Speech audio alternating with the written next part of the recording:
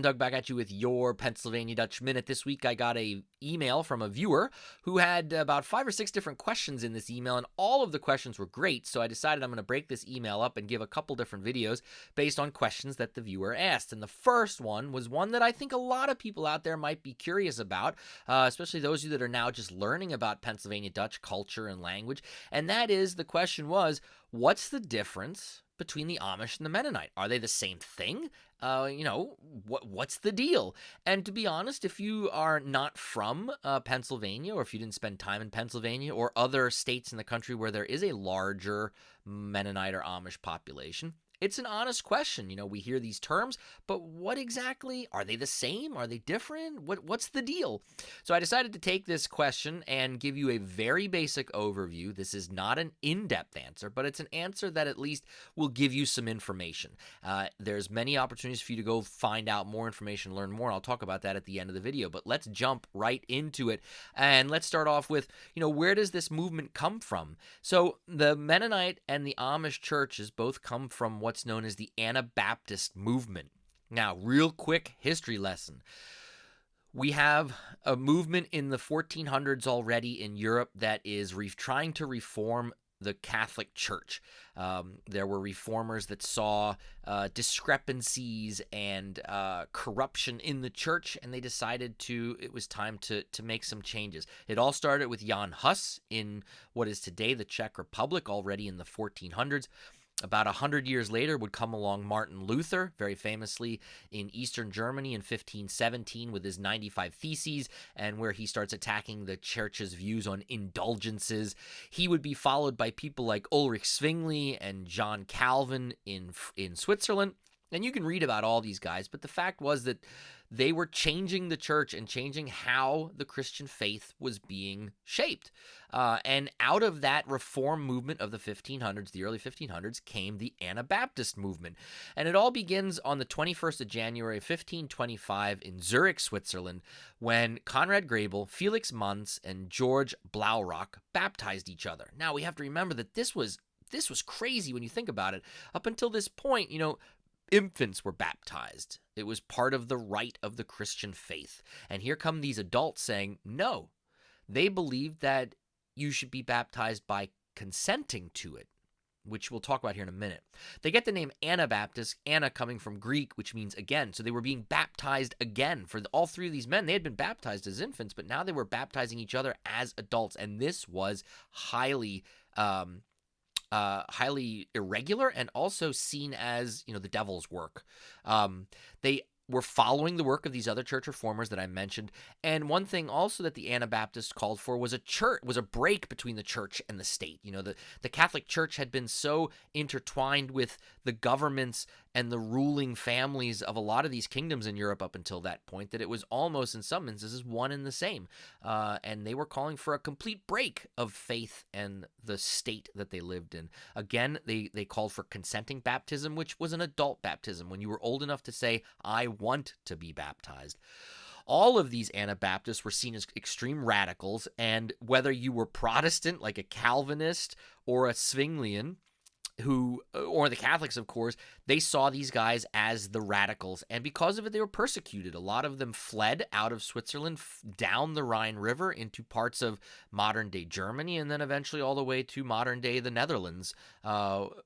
And then, that's where their story kind of picks up, and then they come to the United States. We'll talk about that here in a minute. So real quickly, let's break the two main branches down. We have the Mennonites and the Amish. The Mennonites get their creation or their beginnings as a church that we know of today, founded by a man by the name of Menno Simons. And his goal was there were all these splintered Anabaptist groups, and he wanted to bring them all together and consolidate them into one church, one group, in that sense. And the followers of this idea became the Mennonites. And for us here in Pennsylvania, and for those of you in the United States, of course, watching, the Mennonites, the first group of Mennonites, would also be the first group of Germanic speakers to start the introduction of the Pennsylvania Dutch to America. The first group arrives in Philadelphia in 1683. They would go on to found Germantown right outside of Philadelphia, and that's where, the Pennsylvania Dutch story in America all begins. The Amish have a little bit different story in the sense of their beginnings. They were not just Mennonites. Jakob Amann, who was a Swiss man, who led a reform movement of the Mennonite church, he had felt that these Mennonites were not going far enough in their reform of the church. He was one that called for this idea of shunning, and he also said we should have more frequent communion than what the Mennonites and what the early Anabaptist groups were calling for. He and people that followed his idea split from the Mennonite faith and became the Amish church. So that's the basic, the very basic beginning story for both of these groups, the Mennonites and the Amish. What we have to remember is we have these terms, Mennonite and Amish. But underneath both of those terms, there are multiple sects that fall underneath. When we look at the Amish church, it could be the Old Order Amish, or we have the Beachy Amish, and there's more than just those two groups. There are tons of groups. And underneath the term Mennonites, there's multiple groups too. You have Mennonites that are Old Order Mennonites that still drive horse and buggy, and then you have more progressive Mennonites that drive cars. So when we use these terms, it's their faith, but underneath each one, we need to remember that there are groups that fall underneath these terms. There's not just one Amish and one Mennonite. Let's talk briefly about similarities and then their differences. So similarities between the two faiths are they both call for pacifism and non-resistance. They still call for this idea that their whole founding was based on, the idea of adult baptism. You make the choice to become baptized as someone that is mature enough to make that decision. The vast majority of them still believe in this idea of plain clothing and plain dress. Again, depending on how conservative or how progressive you are, depends on how plain the clothing is. They both believe in the ideas of discipleship and following the story of Christ and the example of Christ. You will find no religious icons among the Amish and the Mennonites like you would, of course, in a Catholic church or even in some of your mainline Protestant faiths like the Reformed Church or the Lutheran Church. And then finally, there is no larger hierarchical structure in the Mennonite and the Amish faith. In the Catholic faith, of course, there is this hierarchical structure going from priest to bishop to cardinal to pope, etc. These groups did not adhere to that style of structure in their churches, in their faith, I should say. Finally, let's talk a little bit about their differences. I have a table here for you guys to look at. And again, this is not a complete list. It's just some of the things that I thought of. When we look at the Mennonites versus the Amish, and of course there are differences. We just got done talking about the similarities, but there are differences. One, you will find that the Mennonites tend to be a little bit more accepting of technology. Again, this depends on the group that you're in. As I mentioned at the beginning of the video, there are Old Order Mennonites that still drive horse and buggy. However, there are very progressive Mennonites that have electricity in their house, that have cell phones, that have cars, that really dress very, very similar to anybody that isn't plain. The Amish, of course, have a much stricter non-acceptance policy of technology. However, that's changing in some of the more progressive Amish groups as well. There are Amish here in central Pennsylvania near where I live that many of them have cell phones. Now, there are rules about when they can use their cell phone, but they have them. Another difference is that among most of the Mennonites, they will celebrate their faith in a church or in a meeting house, whereas the Amish still practice the traditional form of in-home worship. On a Sunday when they're having their worship service, they will travel to somebody in their community's house, and everything will be worshiped in the house. That's a big difference between Mennonite and Amish faith.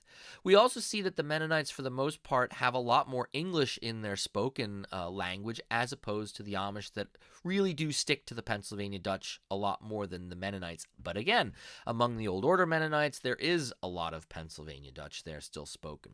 The Mennonite faith allows for a secondary education. In fact, there are some colleges in the United States that are run by the Mennonite Church in America. Whereas the Amish, it's one-room schoolhouse, elementary education only. The Mennonites also celebrate missionary work. They will go out and do missionary work where the Amish do not do any missionary work. And then finally, as I already alluded to, among the Mennonites, you will find way more Mennonites that do own and drive cars as opposed to the Amish that are strictly horse and buggy. However, as many of us know, the Amish are not opposed to riding in a car, but you will not see them driving the car. Now, as I said at the beginning, that's a very, it's a quick overview, a little bit of the similarities and differences. There is a lot more to this topic. I don't feel that I am an expert enough to go into the intricacies of either faith. If you want to learn more, there is a lot of information out there. One place I would suggest that you visit is the Lancaster County Mennonite Historical Society. They have a very good website that tells and provides a lot of information. Also at Elizabethtown College, they have the Young Center for Anabaptist Studies. They have a lot of resources on their website as well. I will link both of those pages down below in the information section about the video. Again, I'm not an expert, but there's a lot of good stuff out there that can get you a lot more information if you're still curious about the Mennonite and the Amish faiths. Great question. These are the type of questions that I really enjoy. If you have an idea for a future video, email me. My email address is there at the end. Please subscribe to the YouTube channel. Tell your friends about what we're doing here. Spread the PA Dutch love. Keep practicing your Pennsylvania Dutch. And until next time, Macht's gut. Macht's gut.